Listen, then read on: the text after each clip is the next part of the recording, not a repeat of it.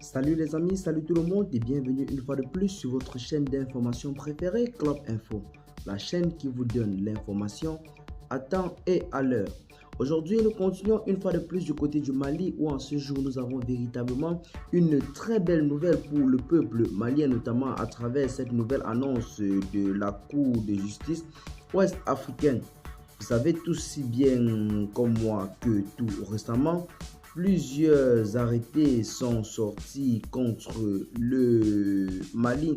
Ceux-ci se sont véritablement vus sanctionnés par les chefs d'État de la communauté des États de l'Afrique de l'Ouest, des sanctions économiques qui visaient notamment le pays. Après cela, le gouvernement malien a donc décidé d'introduire auprès de la justice ouest-africaine une requête leur demandant ainsi de juger cette affaire et de sortir un verdict final. Bonne nouvelle, les avocats du gouvernement malien sont sortis vainqueurs de ce procès. Nous allons d'abord commencer par lire la requête introduite par les avocats maliens auprès de la Cour de justice ouest-africaine.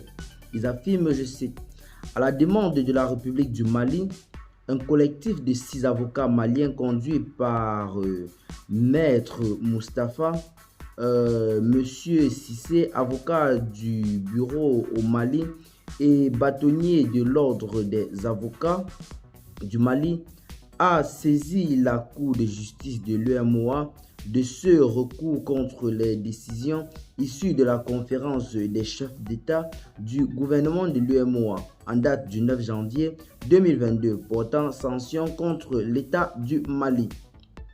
Le premier recours tend à obtenir de la Cour de justice de l'UEMOA située du côté de Ouagadougou au Burkina Faso, l'annulation des décisions visées. Le deuxième recours tend à demander la suspension de l'exécution des sanctions eu égard des effets gravement préjudiciables à l'État du Mali, aux populations maliennes et africaines vivant au Mali. Les deux recours ont d'ores et déjà été formellement enregistrés au greffe de la Cour de justice de l'UEMOA le 15 février 2022. Tous évoquent l'illégalité absolue des sanctions au regard des tests de l'UEMOA. Eh bien les amis, telle est en quelque sorte la requête qui a été introduite par le gouvernement malien auprès de la Cour de justice ouest-africaine, chose qui n'a pas tardé à être tranchée dans la nuit d'hier. Ceux-ci ont véritablement tranché en la faveur du Mali, notamment à travers cet autre arrêté qui est officiellement tombé. Ils affirment clairement que, je cite, nous déclarons compétents. Déclarons la requête aux fins de sursis à exécution introduite par le Mali recevable en la forme.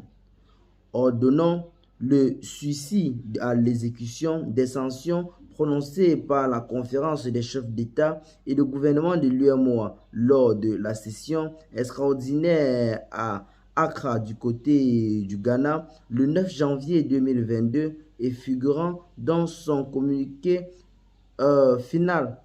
Recevons depuis, bon en fait ça c'est le reste comme vous pouvez bel et bien voir là sur votre petit écran, c'est bel et bien l'arrêté final. Donc si nous allons retenir quelque chose dans cette vidéo d'aujourd'hui, c'est que le Mali sort une fois de plus vainqueur face à la CEDEAO.